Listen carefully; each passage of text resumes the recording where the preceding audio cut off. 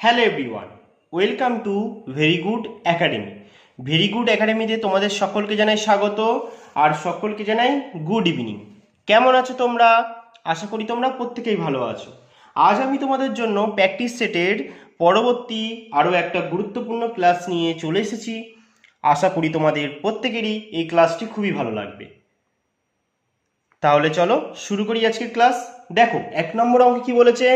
বলেছে কি 4জন লোক 4 দিনে 4টি মাদুর তৈরি করে। 4জন লোক 4 দিনে 4টি মাদুর তৈরি করে। তাহলে বলেছে 200 জন লোক 200 দিনে কতগুলি মাদুর তৈরি করবে? বলতে পারবে? না করে ডাইরেক্ট অ্যান্সার। তাহলে কি বলেছে চলো আমরা করে নিই। যারা পারবে তারা অবশ্যই একবার প্র্যাকটিস করে নাও, আর যারা পারবে না তারা আমার সাথে করো।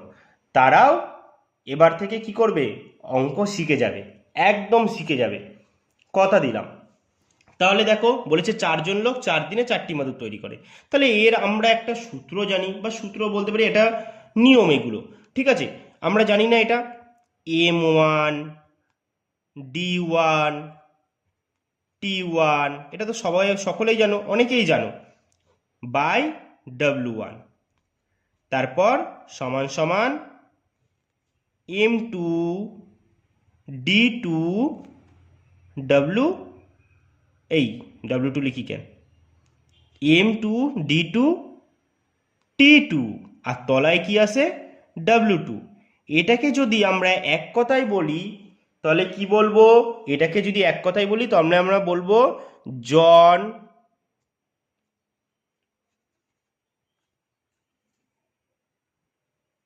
এক কথায় বললে কি বলবো?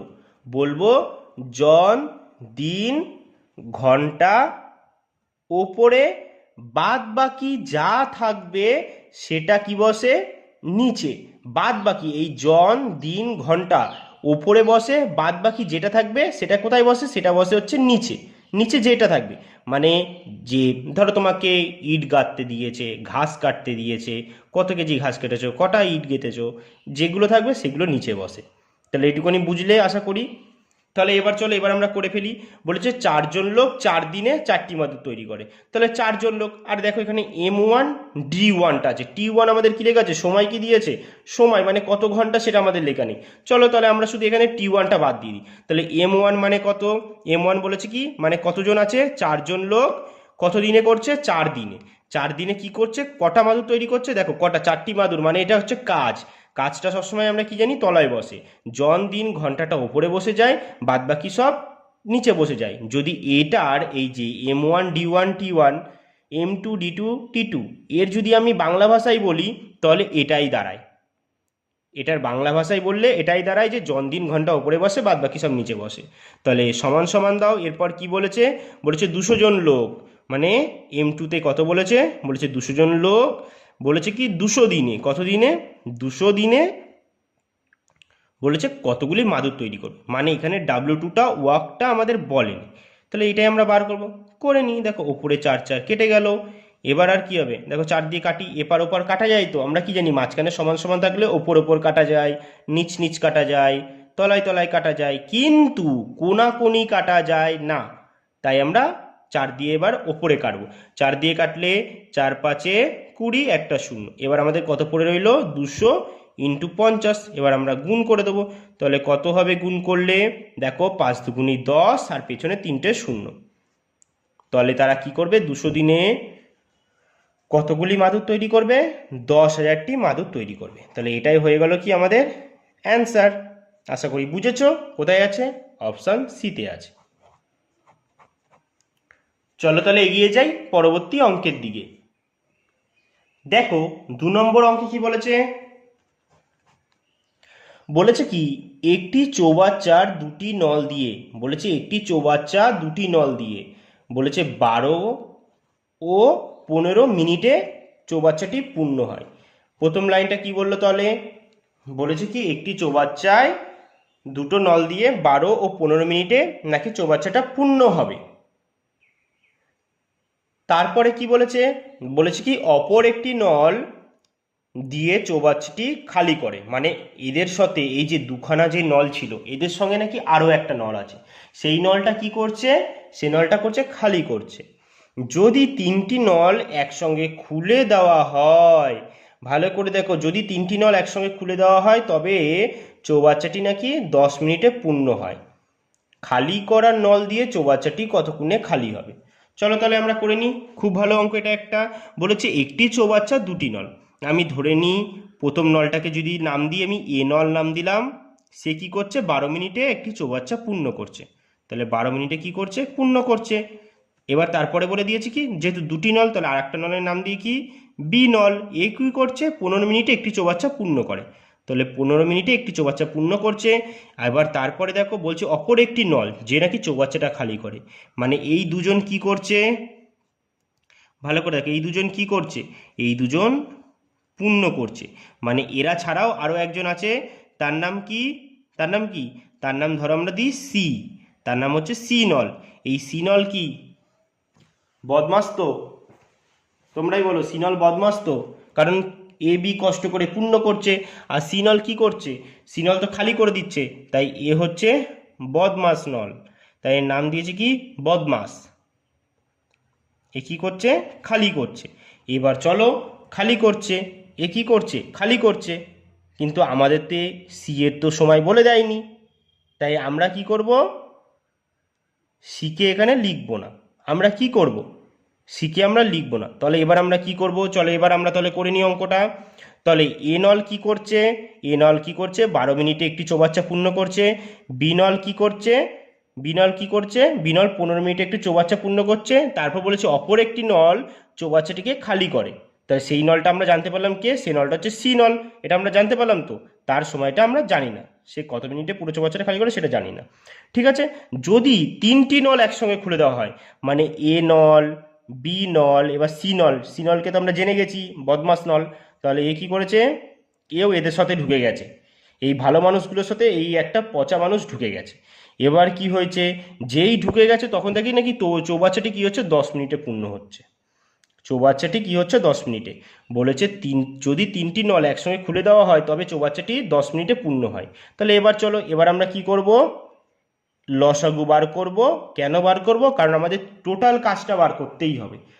তাহলে টোটাল কাজটা বার করব আমরা, মানে টোটাল কাজ বলতে টোটাল আমাদের কত লিটার জল ভরতে হবে সেটা বার করব। তাহলে দেখো কিভাবে সেটা বার করব, তিনটে লসাগু নিয়ে নেবে। তিনটে লসাগু যদি করি কত হচ্ছে, বড়র নামতাটা পড়ো, 4 15, দেখো যদি বলি 15কে 15, 15 দুগুণি 30, 3 15 45, 4 15 60।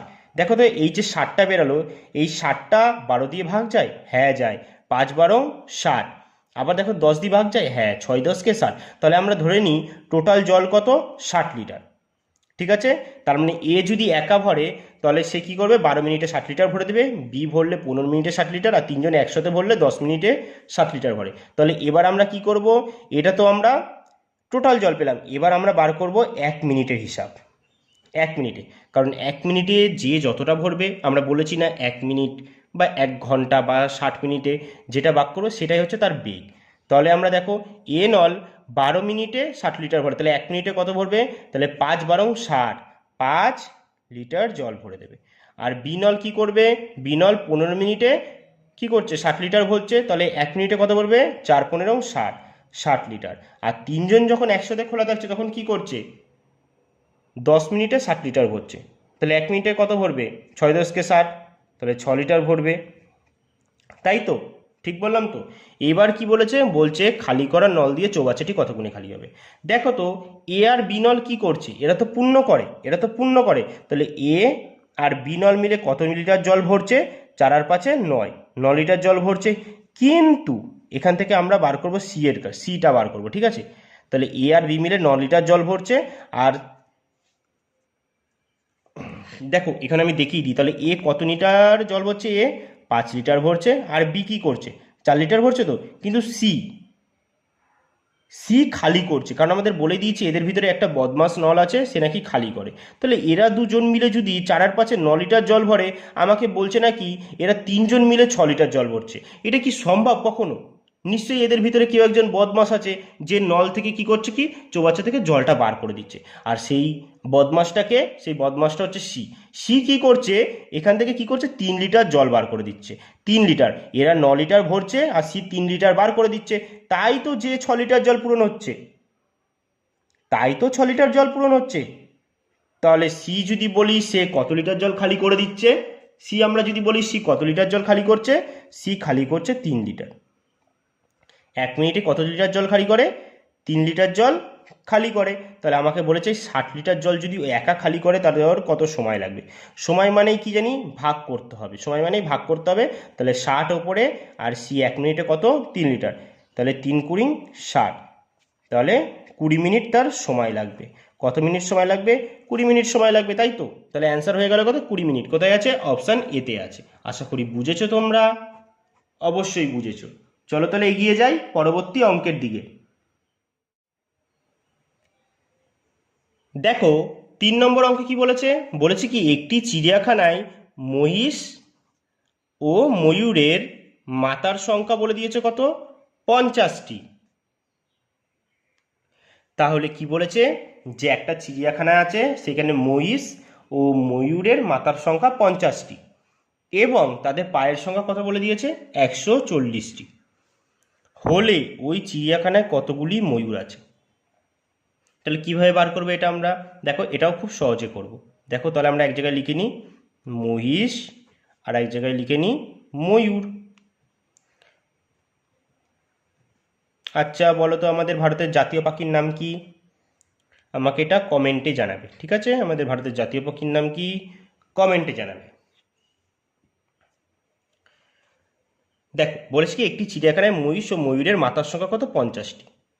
তার মানে দেখো এবার আমরা সবাই তো জানি যে একটা মানুষ বলো, একটা কুকুর বলো, একটা বিড়াল বলো, তাদের কটা করে মাথা থাকে, একটা করেই তো মাথা থাকে, একটা করেই তো থাকে। তোমরাই বলো, একটা করেই তো মাথা থাকে। এরা তো নিশ্চয়ই আর রাবণ নয়, রাবণের নয় 10টা মাথা আছে। তাই বলে এরা তো রাবণ নয়, রাবণের 1000টাও মাথা থাকতে পারে, কিন্তু এরা তো রাবণ নয়, এরা তো মহিষ ময়ূর, তার মানে কি এদের একটা মাথা আছে।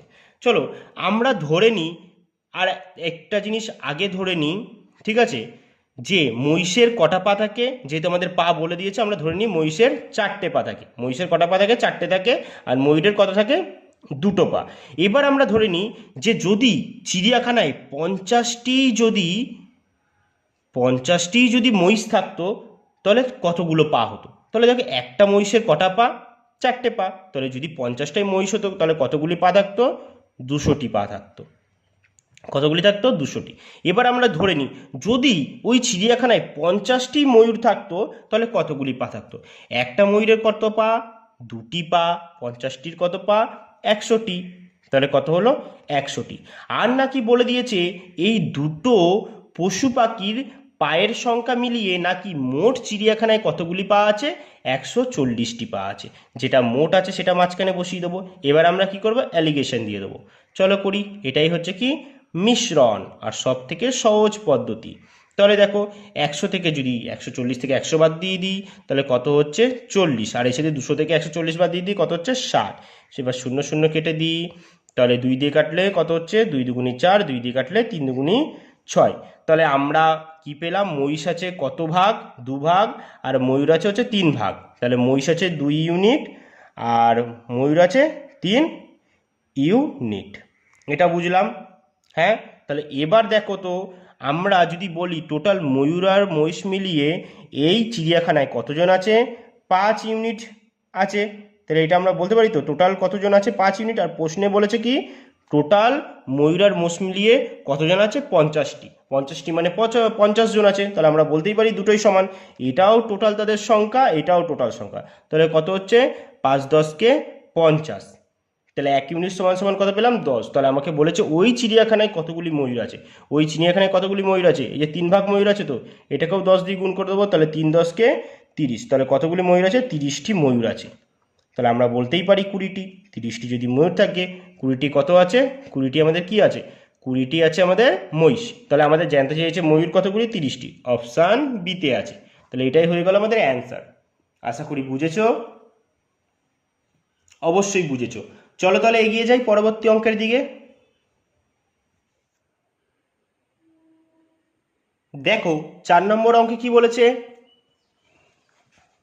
বলেছে একটি ট্রেন বনগাঁ থেকে নৈহাটি যায় 45 কিমি পার ঘন্টা বেগে। মানে একটি ট্রেন আছে, এই যে একটি ট্রেন, এই যে বন্দে ভারত ট্রেনটা, বলেছে এই ট্রেনটা কি করেছে, এই ট্রেনটা ভালো হয়েছে না ট্রেনটা আঁকা? হেবি সুন্দর হয়েছে। চলো কি বলেছে, বলেছে একটি ট্রেন বনগাঁ থেকে নৈহাটি যায় 45 কিমি পার ঘন্টা বেগে। মানে এই ট্রেনটি কি করছে, বনগাঁ থেকে নৈহাটিতে যাচ্ছে, কত কিমি পার ঘন্টা বেগে যাচ্ছে, 45 কিমি পার ঘন্টা বেগে যাচ্ছে, এবং ফিরে আসে নাকি 36 কিমি পার ঘন্টা বেগে। আবার যখন নাকি এই ট্রেনটা আবার যখন নৈহাটি থেকে আবার বনগাঁর দিকে ফিরে যাচ্ছে, তখন কি করছে, কত কিমি বেগে ফিরে যাচ্ছে, 36 কিমি পার ঘন্টা বেগে ফিরে যাচ্ছে। তার মানে আমরা কি বুঝলাম, একটা ট্রেন আছে, সে কি করছে, বনগাঁ থেকে ছাড়ছে, যাচ্ছে কোথায়, নৈহাটিতে যাচ্ছে। আবার যখন তার ওখানে প্যাসেঞ্জার নামানো হয়ে যাচ্ছে, তখন কি করছে, সে আবার নৈহাটি থেকে বনগাঁ কি করছে, আবার ফিরে আসছে। মানে একটা ট্রেন যাচ্ছে আবার আসছে, মানে যাওয়ার পথে তার বেগ ছিল 45 কিমি পার ঘন্টা, আর আসার পথে বেগ বলেছে কত, 36 কিমি পার ঘন্টা। তাহলে আমাদের বলেছে সমগ্র যাত্রাপথ, মানে এই যে যাওয়া আর আসা, এই মানে এই সমগ্র যাত্রাপথে তার বেগটা কত ছিল সেটা বার করতে বলেছে। মানে এটা গড় গতিবেগ, মানে গড় কত, অ্যাকচুয়ালি গড়, মানে আমরা তো এটা জানি যে তিনি মানে যখন এই ট্রেনটা যখন যাচ্ছিল প্রথমে, তখন তার বেগ ছিল 45, আর যখন আসছিল তখন তার বেগ 36, এইটুকুনি আমরা জানি। কিন্তু আমাদের এটা বলেনি, আমাদের বলেছে গড় গতিবেগ কত, মানে এই যাওয়া আসা মিলিয়ে। তাহলে কি করে বার করব, এই অঙ্কগুলো আমরা খুব শর্টকাটে করব। আর এই অঙ্কগুলোর মাথায় রাখবি, গড় গতিবেগ বার করার একটা সূত্র আছে, সেটা কি, 2xy, তলায় কি, ওপরে 2xy, তলায় হচ্ছে x plus Y, x 2xy, তলায় হচ্ছে x প্লাস ওয়াই। তাহলে এবার কি করব, চলো বার করে নিই। 2x মানে কি, একটা বড়, দেখো x মানে কি, দুখানা আমাদের বেগ আছে, তো একটা বেগ বসিয়ে দাও, এক্সে একটা বেগ বসিয়ে দাও, আর 45, আর এক্সে একটা বেগ 45 বসিয়ে দিলে, আর একটা ওয়াই একটা বেগ বসিয়ে দাও, কত বসাবে, 36। আর তলায় কি বসাবে, এক্স আর ওয়াই যোগ করে বসাবে। তাহলে এক্স আমরা ধরেছিলাম কত, 45, আর ওয়াই কত, 36, দুটো যোগ করে কত হচ্ছে, 6 আর 5 11, থাকছে আমাদের 1, 4 আর 3 7, 8, তাহলে কত হচ্ছে, 81, তাই তো। চলো এবার তাহলে আমরা কাটাকুটি করে দিই, 9 দিয়ে কাটাকুটি করি, 9 দিয়ে কাটলে 5 নং 45, 9 দিয়ে কাটলে 9 9 81, এবার 9 দিয়ে কাটি, 4 নং 36, তাহলে আমাদের কত পড়ে থাকছে পড়ে, 4 5 20, 20 দুগুণে 40। তাহলে আমরা বলতে পারি তার সমগ্র যাত্রাপথে আসা যাওয়া মিলিয়ে তার গড় গতিবেগ কত ছিল, 40 কিমি পার ঘন্টা। এবার বলবে দাদা এই যে গড় গতিবেগের এই সূত্রটা বললে, এটা কোথায় কোথায় কখন বুঝবে অ্যাপ্লাই করতে হবে, যখন তোমাকে বলবে, ভালো করে মনে রাখবে, যখন বলবে যে তুমি একটা জায়গায় যাচ্ছ আবার সেখান দিয়ে ফিরে আসছো, তোমাকে তখন বেগ বার করতে বলে, তখন তুমি এটা দেবে। বা ধরো তুমি একটা পথে টোটাল যাচ্ছ, ধরো তুমি হাওড়া থেকে যাচ্ছ দীঘা পর্যন্ত, তাই তখন তুমিও এই পদ্ধতিটাই বা এই সূত্রটাই অ্যাপ্লাই করতে পারবে। কিভাবে অ্যাপ্লাই করবে, যখন তোমায় বলে দেবে যে তুমি প্রথম পথটা এত কিমি পার ঘন্টা বেগে গেলে, তারপরের অংশ এত কিমি পার ঘন্টা বেগে গেলে, এরম বললে তখনও 2xy by x plus Y. ঠিক আছে, বুঝেছো আশা করি কখন কখন অ্যাপ্লাই করতে হবে। চলো তাহলে দেখে নিই পরবর্তী অঙ্কে কি বলেছে। দেখো 5 নম্বর অঙ্কে কি বলেছে, 5 নম্বর অঙ্কে বলেছে কি, বার্ষিক সুদের হার এবং সময় সমান হলে, মানে বার্ষিক সুদের হার আর সময় নাকি দুটোই সমান হলে 625 টাকার সরল সুদ বলে দিয়েছে কত, 100 টাকা হয়, তবে সুদের হার বার করতে বলেছে। চলো এই অঙ্কটা আমরা খুব সহজভাবে করে নিই। তাহলে কি বলেছে, বার্ষিক সুদের হার ও সময় সমান হলে, তাহলে আমরা চলো সুদের হার আর সময় এই দুটোই কি আমাদের বলেছে, সমান বলেছে। তাহলে অ্যাকচুয়ালি সমান মানে কি, যদি এটাও 1 হয় এটাও 1, মানে আমি ধরলাম সুদের হার যদি 1% হয় তাহলে সময় কত হবে, 1 বছর, মানে সমান বলেছে সেম হবে। আমরা চলো চলো ধরে নিই সুদের হার এক্স আর সময় কত এক্স। আমি জানি তোমাদের সকলেরই এক্স খুব পছন্দের, চলো তাহলে এক্স দিয়েই করি তোমাদের যখন খুবই পছন্দের। তবে দেখো, আর তোমাদের যদি মনে হয় যে না এক্স পছন্দ না, তাহলে তোমাদের যেটা পছন্দ তোমরা সেটা দিয়েই করতে পারো, কেমন? তোমাদের নিজেদের নামের প্রথম অক্ষরটা পছন্দ হলে সেটা দিয়েই করো, বা অ আ ক কা যেটা খুশি, যার যেই ল্যাঙ্গুয়েজ পছন্দ সেটা দিয়েই করো। আমি তো এক্স নিলাম। তাহলে কি বলেছে, তাহলে আমরা সুদের হারও ধরে নিলাম এক্স, সময় ধরে নিলাম এক্স।